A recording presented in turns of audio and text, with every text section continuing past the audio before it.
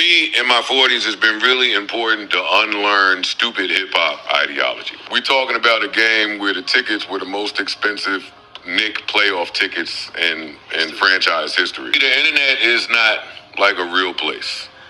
I would expect Fat Joe to know that. If I'm at the Knicks game, it's just because I'm a Knicks fan. I'm not there for the vanity play. I'm not there for the celeb role. I'm not there to be seen. I'm not in the record label seats. I'm not in the Kith seats. I'm not in the comp seats. I'm in the seat that I wanted to purchase, so I bought it. I'm not out here running around moving with the leverage of my management company or trying to be buddy-buddy or friendly with rappers that I'm not really buddy-buddy or friendly with. I'm the walking embodiment of standing on my own, too. And you know that, which is why you're using my name on your newly established platform, trying to get traction, because I'm the best in the biz. I recognize that, too. Lastly, I just don't know what Joe Budden seats mean, and because I have so much relationship equity with Fat Joe, I'll wait for him to tell me. I don't want to assume. On one hand, where I come from, you would want to be seated behind your enemy, if anything. Wouldn't want to be seated in front of him. So, if he was talking about that, I don't really get it, but that's on him. Maybe Joe Budden seats just means sitting behind somebody you make a lot more than. Until we get clarity on it, we won't really know. But be clear, reimagine how y'all mention my name in some of these conversations. I make a lot more than you. So, if I'm seated behind you, it's by choice. What up with it, y'all? It's Coffee on the Vid. Back at it with some updates and jump off Joe Beasy talking his ish, man. I guess Fat Joe took a jab at him, or he was like, maybe it wasn't a jab. Maybe it just meant, sitting behind someone you make way more money than. Flexing on him, right? I guess he said the Joe Budden seats, like the broke bummy seats or whatever. And it's like Joe Budden, podcast-wise, he's getting that bag, huh? Like he leveled up. I mean, I know he signed big deals and stuff, and we seen Rory and Maul go on. By the way, whatever happened to them, I know at first they were like matching him numbers wise, but I got a feeling that didn't last. Maybe for those that have been paying attention, tap in, let me know, as well as everything else we touch on this one. Make sure to sub up, hit the buttons if you're new over here. You know what I mean? We just talk it up. I need to hear from the people, you heard? But Joe's like, I'm just too old for this ish, and so are you, Fat Joe. And at the end of the day, like, is he really getting that podcast bread like that? Because we know Fat Joe,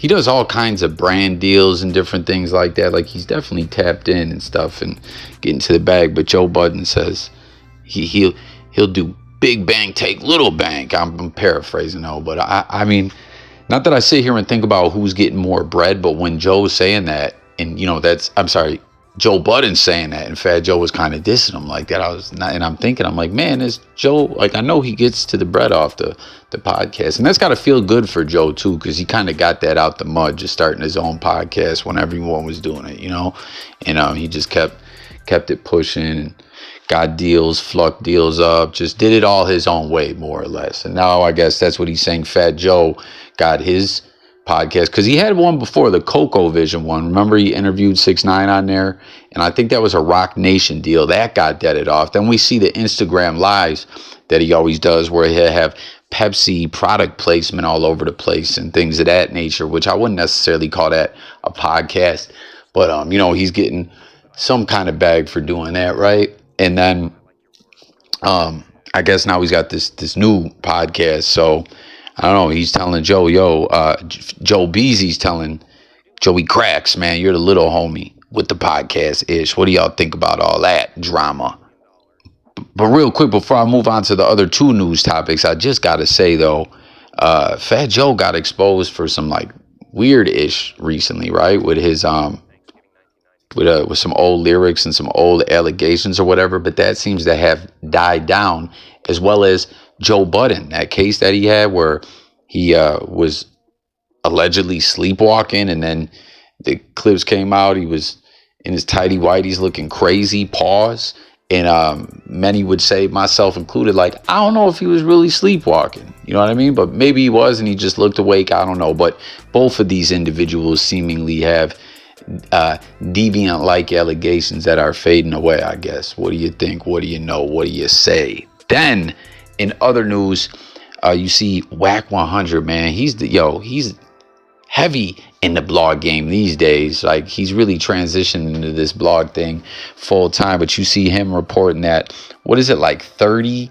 sealed files or whatever it is just popped up for Lil Durk. And if Durk didn't have it bad enough already, you know what I mean? Make sure you don't put that on the credit card.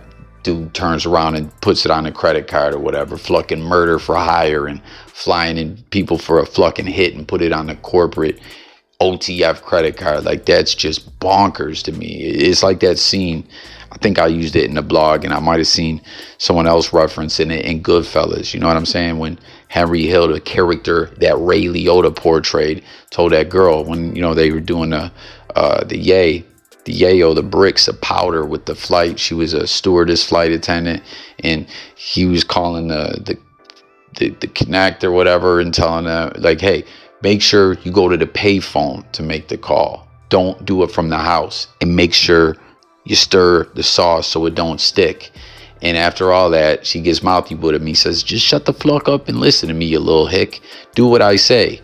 She makes the call from the house. And like he said in the movie, if anyone was listening, the feds was listening, which they were. They knew where a package was coming, when it was coming, how it was coming, where it was going, all that. And, you know, that's seemingly what happened with Lil Durk.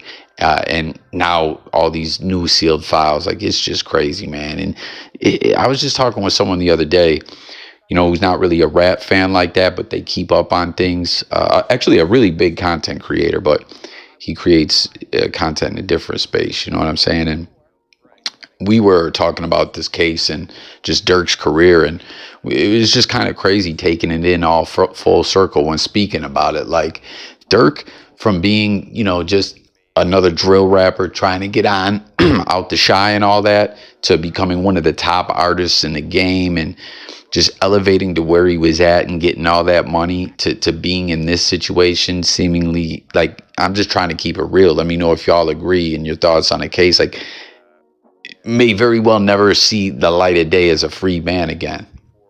Or what? What's he going to do? Cop to 20 years and get out in his 20? Like, because I don't think they're offering him 10 on this. You know what I'm saying? It's just crazy what Durk's got himself in. And then last on the news, Wack100, right? Like I always say, Wack be on a lot of bull-ish. But when he's doing, you know, non-bull-ish, I just got to call it like I see it. I think this is a cool move to see this comedian up and coming. He's been going viral in the blogosphere, flocked to the ball. He did the Brick Baby joint. Remember that? The Brick Baby impression, as well as many others.